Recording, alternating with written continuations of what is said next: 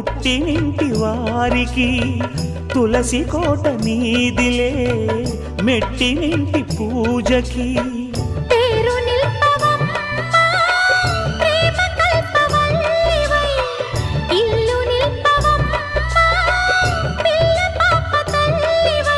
కుంకుమ పూల శోభలతో గుండెలు దాటిన ఆశలతో కొంగు పట్టి కోరుకున్న అన్నగారి దీవెన అదే చాలుగా చల్లరో చల్లరో జాజి పూల చంగడాలు మల్లెపూ బంతుల మంగళాలు